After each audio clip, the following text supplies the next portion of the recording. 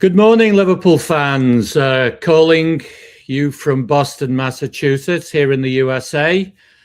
Liverpool 4, Galatasaray 0. And just following up on Salim's post-game podcast from last night. So, Arne Slot, there's been so much debate of him recently. And looking at the game last night, Arne, if you got the Reds going out game after game, playing in such a similar positive fashion, there would be very little debate at this point over your future. And okay, there'll always be results if results aren't going well. But I think the point is that last night, Liverpool played with passion, with commitment, with power. And it's clear to see that they have a lot of talent, a lot of ability within the squad and the team that somehow, some way hasn't really been tapped for this season. So we have Arne talking post-game about good football. Well, I think, Arne, that was good football that we saw tonight. And really, that has to be, you can call it the standard, you can call it the benchmark. But whether we win, lose, or draw, that's what Liverpool fans, myself included, are really looking for in the team's performance. And look, I know there's been much comparison with Jurgen Klopp, and I've been equally as guilty as anybody else. But I can remember bad games and bad runs under Jurgen Klopp. But we always seem to have belief. I always had belief in Jurgen. And so many of us went into this second leg against Galatasaray thinking, well, it's at Anfield. It's a game we should win. But do we think that we're going to win? And that is the big question mark that you have to answer moving forward. So looking at the game overall, as I said, the Reds came out and they were so much more positive. They were playing off the front foot. It was exciting to watch. And all that Galatasaray had in reply was anytime that they had any kind of physical challenge or knock, they were down, they were trying to delay, they were trying to waste time, they were trying to take the momentum away from Liverpool on the night. And okay, they did have some bad luck when Osimhen picked up that injury early in the game, because he is a great player and he is their talisman. But truly, overall, it was Liverpool on the front foot, Liverpool taking the game, Liverpool creating chances. These are things we haven't seen of late. And really, the Galatasaray goalkeeper had one heck of a game, and he was really needed on the night. Liverpool did miss some early chances, and you start to wonder a little bit. But then just over 20 minutes into the game, a well-worked corner kick, and Szoboszlai, who kept up his recent run of the season in terms of his form, scored a cracker. It was a great goal, well worked. Again, credit to the coaching of Arne and his team. More chances were missed, and you start to feel, well, is this the way that it's going to be for Liverpool this season once again? And of course, just before half-time, Liverpool got a penalty. Bit of a soft one, I'd have to say. But anyway, it's a penalty. Mo Salah, no, wasn't a great one. You don't need me to tell you that. I think he was trying to be too clever, or he was caught in two minds. And we kind of got a half-hearted Panenka that was easily saved by the keeper. But credit Mo. It didn't get him down, and I'll come back to him in the second half. So what was Arne Slot going to do going into the second half? They were now level overall on the tie. Were we going to get the conservative game that we've seen so many times this season? And then they would try to eke out a second goal somehow, some way. I was wrong if that's what I was thinking. Liverpool continued to play on the front foot. And a second goal duly arrived. And it was a great setup by Mo Salah. Ball behind the Turkish defence. Ekitike running in at the far post. And for a striker of his calibre, an easy finish. And not just that, but within a minute, it was 3. Again, Salah involved. Powerful shot. The goalkeeper knocked it away and Gravenberch finished. So, Mo Salah, he missed the penalty. But credit to him, he did play well in the second half. And I think it's going to be interesting going forward because the fourth goal was actually vintage Mo Salah. Very reminiscent of that goal he scored against Chelsea a few years ago at Anfield, where this time he played a 1-2 with Florian Wirtz and then curls it in at the far corner. Now, thinking of it from the manager's point of view, and I'm not just thinking about it from Arne Slot, managing Mo Salah this season is going to be difficult.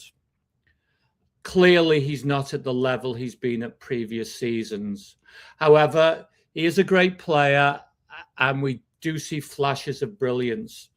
So the question is, and we've already seen because of the furore that he caused before Christmas when he was dropped, how do you manage him to get through to the end of the season? That is always going to be the issue.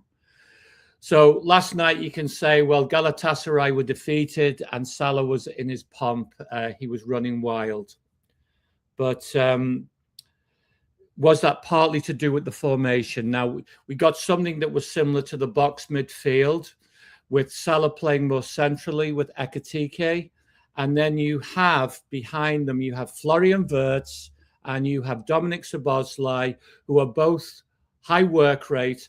Plus, Dominic Szoboszlai does double duty. He can also be part of the midfield 3. Liverpool don't do well when they have a midfield 3 with Florian Wirtz. So with the ability of Szoboszlai to do this double duty, it certainly helps the team and it certainly helps Mo Salah because he's central and he's involved. And incidentally, I think that when Alexander Isak comes back, this is a great system with both Isak and Ekitike playing down the middle of the field. So yeah, Salah certainly involved. Now, interestingly, when we play PSG, should Mo Salah play in the first leg in Paris? Now, I think that's an interesting question for the manager to be thinking about. And tactically, also, would he play Jeremy Frimpong at right back? Would it be more sensible to play Joe Gomez there? Now, you could say that by making moves like that you're taking away the attacking intent that we saw from Liverpool last night. But I think there also has to be some degree of matching the team for the opponents that you're playing against.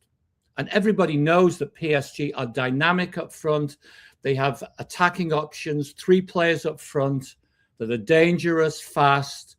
And so I think you have to adapt to some degree. Where we've kind of seen Arne Slot on the fence this season is this kind of very ponderous, non-committal football that we've seen in so many games. Liverpool can have a defensive setup, but they can still be an attacking threat. And so now this is up to Arne Slot to figure this one out. And coming back to last night again, I think one thing or one area that I would continue to question is his rotation of the squad. So think of it. After 62 minutes, Liverpool are 4 goals to the good. 4 up. They're clearly going through to the next round.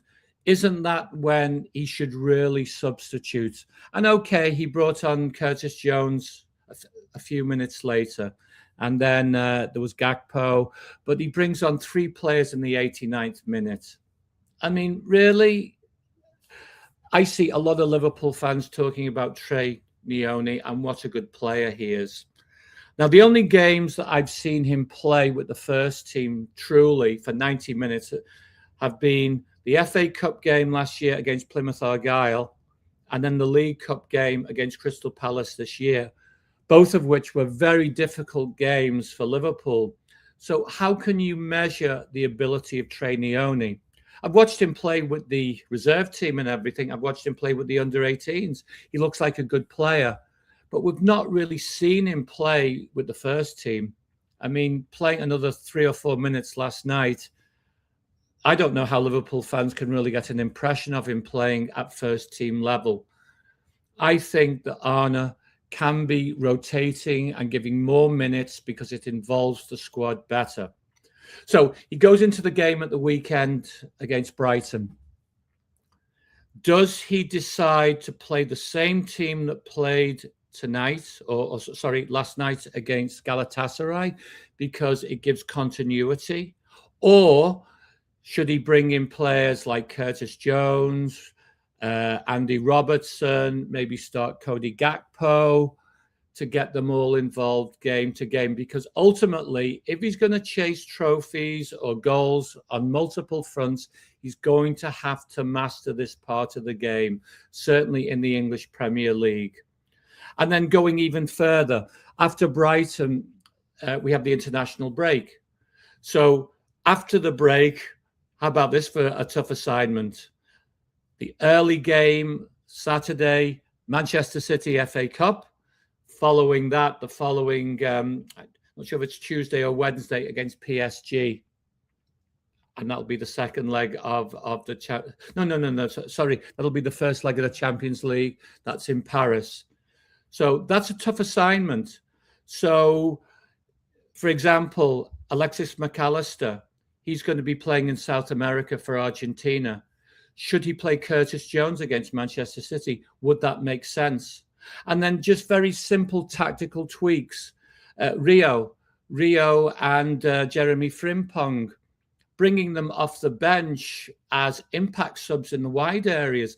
I mean, it's not rocket science, but I think that's a very, very good tactic that Arne could employ. So there's all these simple ideas that he can do. I've heard some of the pundits talking about that he tinkers too much, but I kind of feel the opposite. I think that he could be rotating more. I think he could be involving players more proactively. So another simple example, when they play in Paris against PSG, why not play Chiesa up front with Ekitike?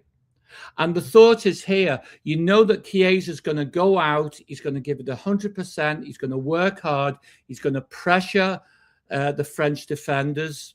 And then maybe later in the game, you know, he loses pace. That's when you bring Salah on. That's when Salah can maybe be a little more effective coming into the game. So again, these aren't kind of original ideas. Again, it's not rocket science, but just thoughts for Arne Slot, because this is one part of the game or one part of managing the club that I feel, and I think others do as well, that he has to improve. Last night, he showed that he can get the team playing good football. He can get the team playing front foot, attacking football. So that's one big question answered. Now, can you do that kind of attitude, Arne, get the team prepared in a similar vein, game in, game out? We wait and see on Saturday against Brighton. So I will be doing the post-game for the Brighton game. Unfortunately, it's Salim's turn to be on the road, and I think he's going to do a follow-up pod 24 hours later. So hope to see you then. Please subscribe. Please like this video. Love to hear some thoughts of Liverpool fans, and we'll see you on Saturday against Brighton.